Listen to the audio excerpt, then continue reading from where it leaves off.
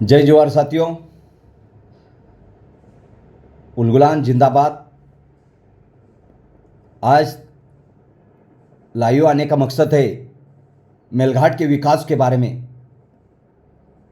जो लोगों ने अभी 2024 के इलेक्शन के लिए विकास का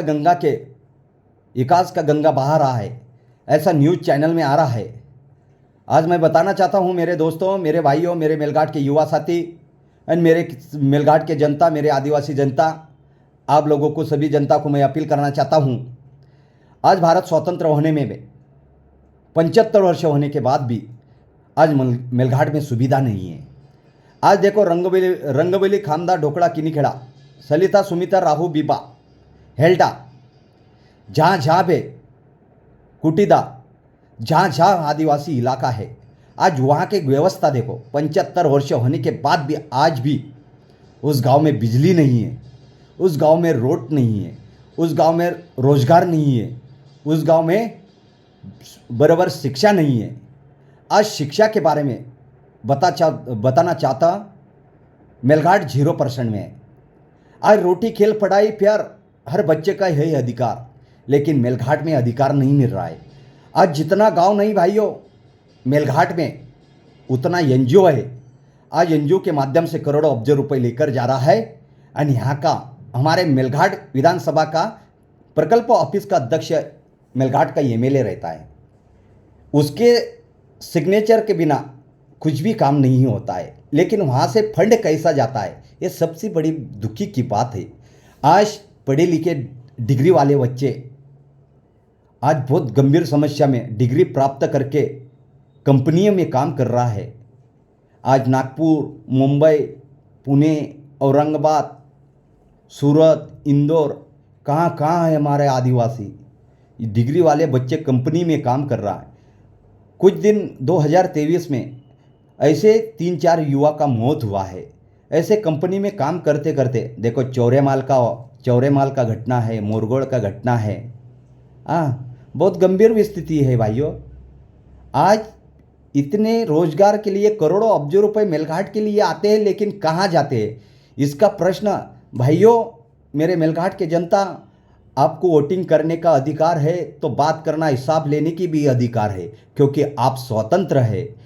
क्योंकि हमारे कीमती वोट, हम जो मेलघाट विधानसभा क्षेत्र के लिए हमारा लोक प्रतिनिधि को देता है, तो आपका अधिकार है कि आपने ये वोट देकर हम विधानसभा में भेजा है, हमने ये वोट देकर लोकसभा में भेजा है। लोकसभा में भेजने के लिए हमने बड़े संघर्ष किया है, लेकिन आज हमारे मेलघाट क्षेत्र में ऐसे 75 वर्ष होने के बाद भी बाकी गांव में बिजली नहीं पहुंचा है, रोड नहीं पहुंचा है, रोजगार नहीं है, शिक्षा नहीं। आज रोटी खेल पढ़ाई प्यार हर बच्चे का है अधिकार, लेकिन मेलघाट में अभी तक अधिकार नहीं मिला है। आज शिक्षा के बारे में देखो, हर जहाँ पे भी 50 किलोमीटर अंदर, जंगलों के अंदर, पहाड़ों के अंदर जो गांव हैं, वहाँ पे शिक्षा के लिए आज टीचर पहुँचते नहीं हैं। आज कुछ दिन पहले 2022 से मेरा कंप्लेंट जा रहा है गट शिक्षण अधिकारी वरगट के बारे में। वरगट एंड राजनकर को इन लोगों ने बिना हमारा चौकसी से टकरार देने वाला मैं ही है, सब कुछ देने वाला नहीं है, लेकिन किसका दबाव से वह दब गया है। लेकिन मैंने एक अपील किया है, आदरणीय सीओ साहब, आपको 4-5 पत्र देने के बाद भी आपने एक्शन नहीं लिया। अभी मैंने अपील का लेटर डाला हूँ। अब उसके बाद हमारे को उसका रिजल्ट नहीं मिलेंगे तो किसका दुर्दैव। जब मेलघाट के जैसे अति दुर्गम क्षेत्र में जब इन लोगों, टीचर लोगों, शिक्षण लोगों वहाँ पे शिक्षक की ड्यूटी करते हैं, लेकिन उनका भी अदली बदली करता है, उनसे भी पैसा लेता है। बड़ी गंभीर समस्या है मेलघाट में विकास का गंगा। आज विकास के गंगा का नाम से आज देखो, मेरे ग्राम पंचायत कटखाली में वो रोड नहीं है। आज मेलघाट रोड नहीं है। पांडरक खेड़क देखो, काकादरी पीपादरी देखो, आज वहाँ का समस्या देखो। आज इतना गंभीर समस्या है, समस्या तो पूरे मेलघाट का समस्या है।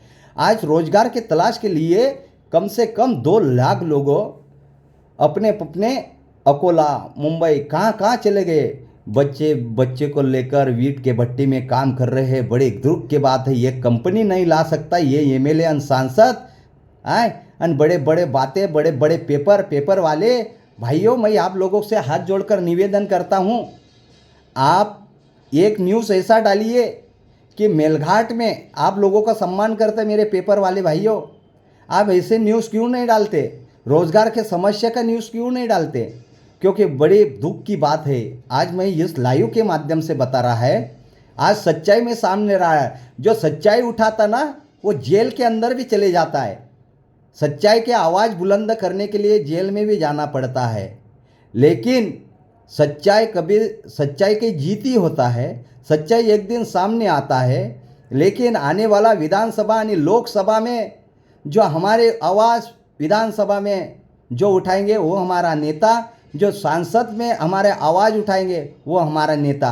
आदरणीय हमारे सांसद महोदय, हमारे आदरणीय नवनीत राणा मैम जी, आप लोगों को हाथ जोड़कर निवेदन करता हूँ, क्योंकि हमारे मेलघाट में एक बार जो फॉरेस्ट वाले का तानाशाही वो बंद कीजिए, और हमारे जो गौर गरीब लोगों जो लकड़ियाँ लेते हैं उसमें भी पकड़ा जाता है, अन पकड़ के उनको लेकर जाते हैं। बड़े दुख की समस्या है।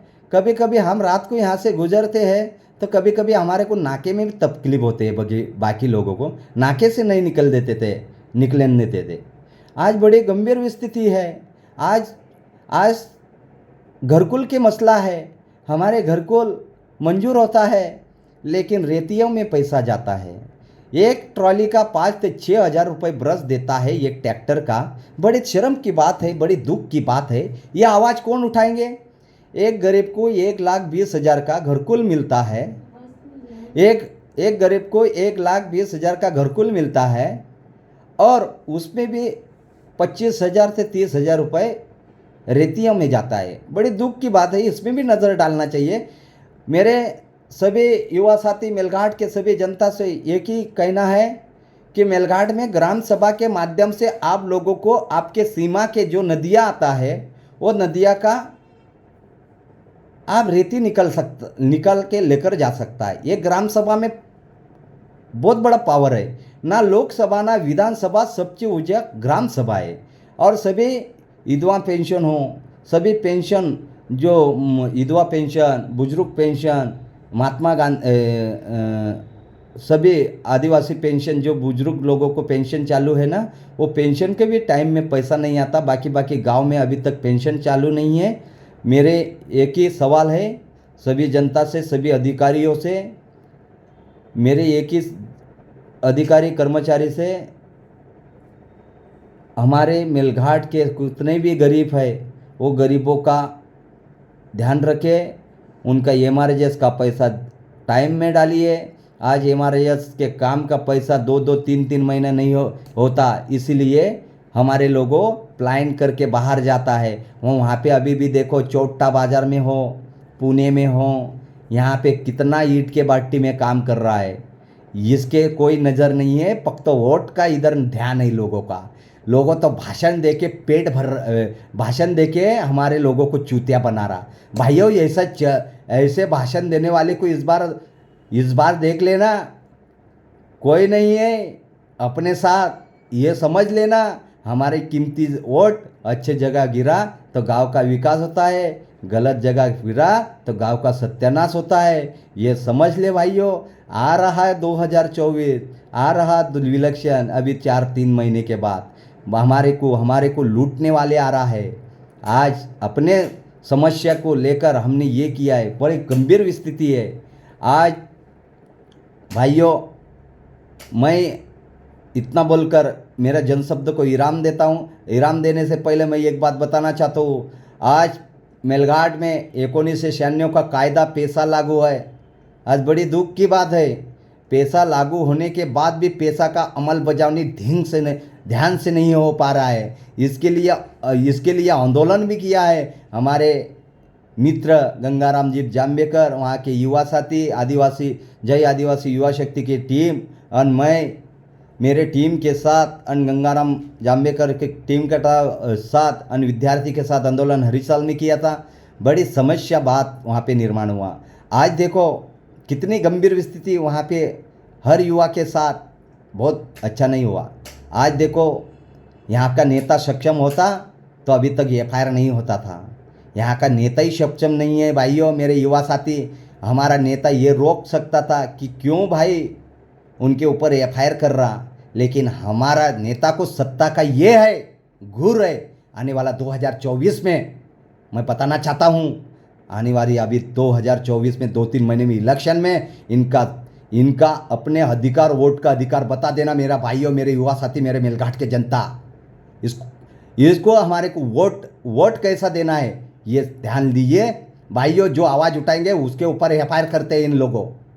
इसलिए मैं आवाज़ उठाना, आवाज़ बुलंद करना, आदिवासी का आवाज़ और मेलघाट का जनता का आवाज़ उठाना के लिए कभी भी तैयार है। मैं किसी को डरने वाला नहीं। मैं संविधान की पाठ करा है, मैं संविधान पढ़ा हुआ है। इसलिए डॉक्टर बाबा साहेब अम्बेडकर ने जो संविधान लिखा 2 वर्ष 11 महीने 18 दिन में, वो संविधान का पालन फुले शाहू अम्बेडकर का विचारधारा का है, टंट्या मामा बिरसा मुंडा, शिवाजी महाराज के विचारधारा के व्यक्ति हूँ मैं। इसलिए मैं मेरे जनता को, मेरे युवा साथी को, सभी मेलघाट के जनता को मैं सूचित करना चाहता हूँ कि आने वाला 2-3 महीने के बाद इलेक्शन है। हमारे वोट अच्छे इंसान को देना है। ये वीडियो सबको भेजिए। और मैं इतना बोलकर मेरे जन शब्द को इनाम देता हूँ। जोहार, जिंदाबाद, जय आदिवासी, जय भीम, जय शिवाजी महाराज।